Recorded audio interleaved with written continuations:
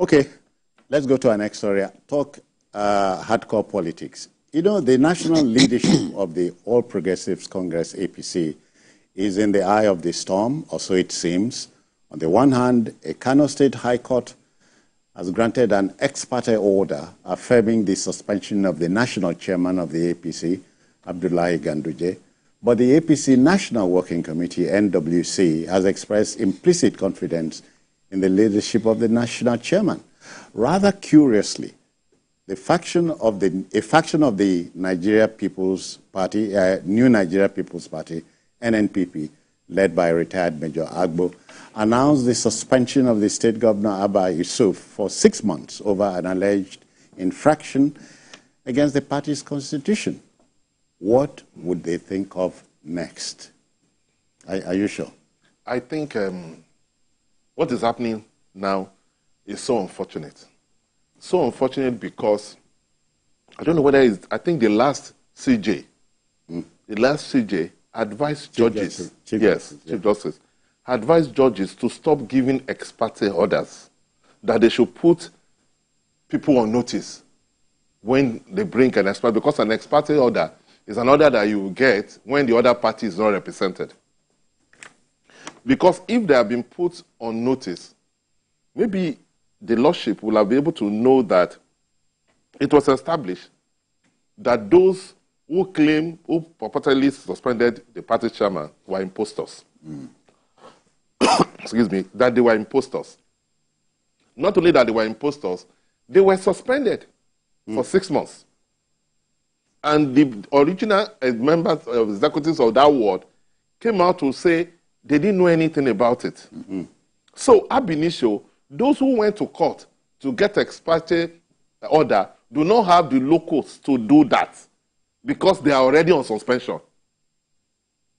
So they can't go to court to go and get an ex parte order. But unfortunately, some members of the judiciary allow things like this to happen, which is not good, because somebody will just go and seek for an ex parte order. So, sometimes you wonder if it's deliberate. But they are not, yes, they're not supposed to allow that, because that's what I said. The last Chief Justice said they should stop this idea, because, you know, it became fashionable at a time for everybody to just go to court and get an ex parte order when you want to stop something.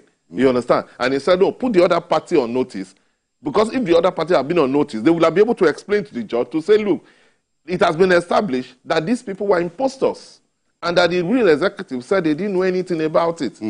But having said that, we have to follow the law. The law is the law.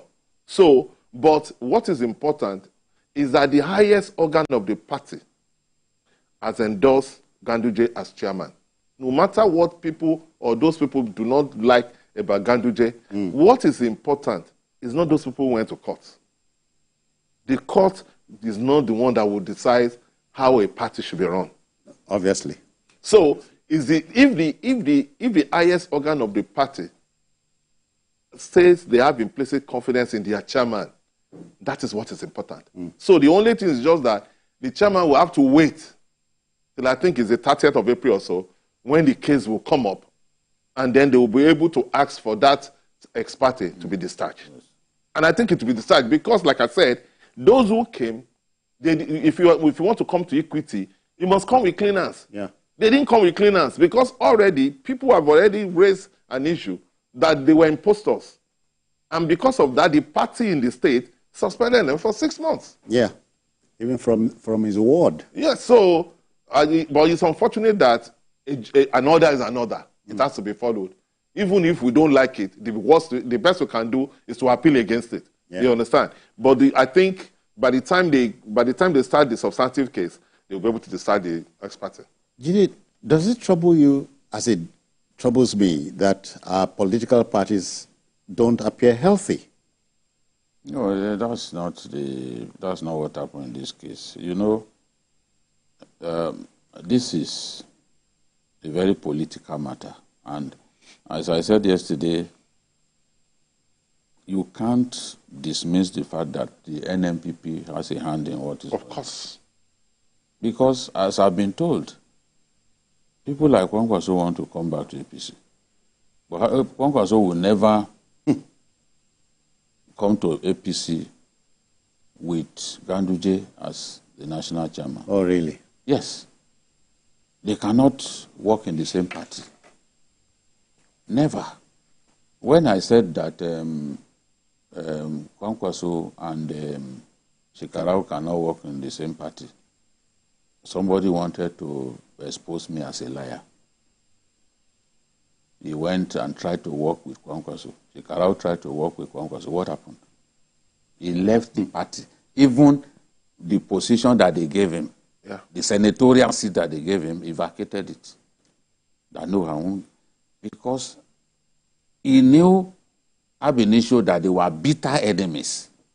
Okay. But because of a quarrel with Ganduje, he went to align with his bitter enemy.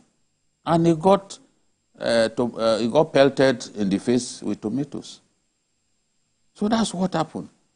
He would not want to come into APC with Ganduje, his arch enemy, as the national chairman.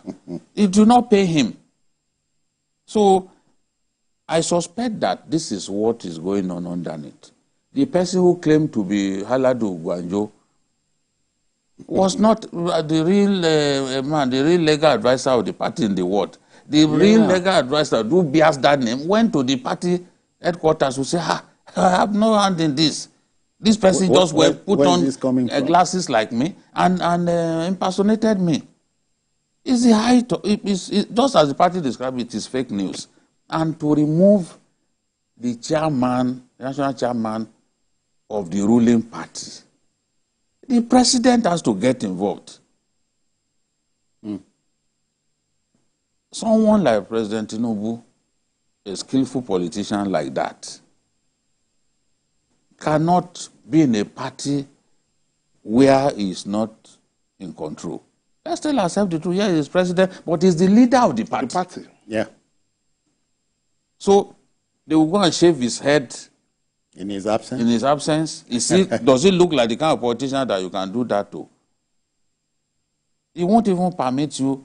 So if the president and the power people within the APC are tired of Ganduje, they know what to do. Yeah. They will do it. It doesn't have to pass through the removal of the former national chairman, pass through the ward. When Oshomole was removed through the ward, we know that the governors were the ones behind it now. And the governors did not just orchestrate Oshomole's removal. They made sure that their own party lost those states. They worked against their party. How many of them, if you give them the Holy Quran or the Bible to swear, will swear that they didn't work against their party? We know what they did now, at that time. So this thing is not that easy, that a bunch of idle boys will just sit down somewhere and say we have removed. Even when they tried it with Abure in Labour Party, it didn't work. Yeah. The national leadership told them that, no, you have no power to remove the national chairman.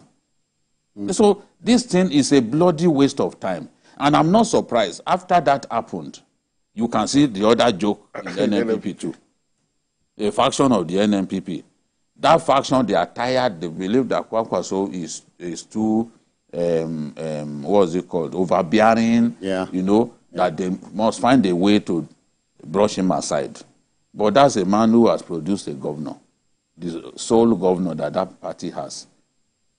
It is the person on whose side the governor is that will prevail in matters like this. Just as this one too.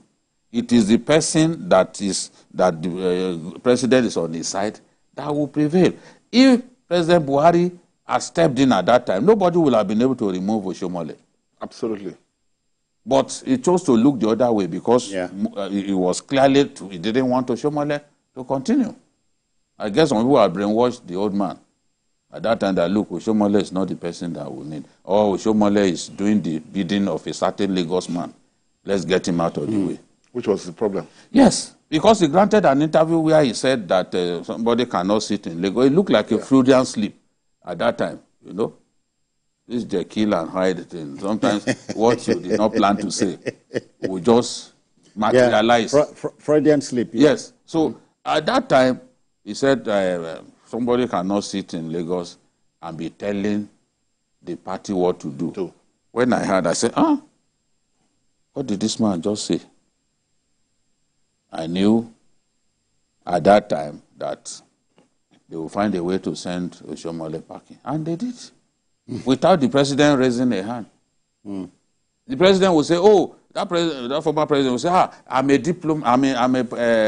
Democrat. I don't get involved. But he ordered the senators to accept the former deputy senate president, Omar Agege, as their... Okay. Yes. Ask any senator of that era. It was the president who took the decision that, look, this is the person that I want as deputy senate president. Yeah. I even know a senator who resigned from his position as a principal officer because the president took that decision. He said, but this is a person that we put on trial for snatching maize. And we convicted him for snatching. You have now said he should be our leader. The people who tried him, he became their leader. That's what happens in the kind of politics that we have in our country.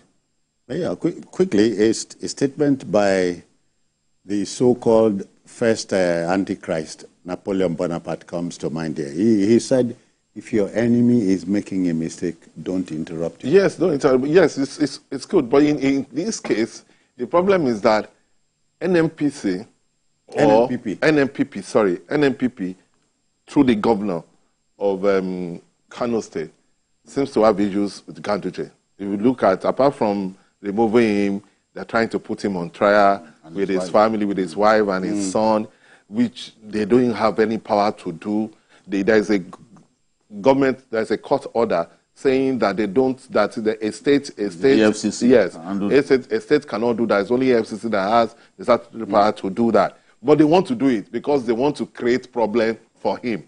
Yeah. And so I'm not surprised that some people now say, in fact, you know that they've gone to court, and where they were able to get the exparte was also a Kano court. So it's a power play like that. But the same power play is also in NNPP, which is also a joke, because the governor is the leader of the party in the state. Some people cannot sit somewhere and you said you have suspended the governor. So, but it's good. It's good. It's good for them to do that. Normally in politics, there's always power play. There's always power play. But like I said, in the case of Ganduje, what the president thinks and what the NWC thinks is more important than those people who went to court. Okay, we go to our last story for today, but we're still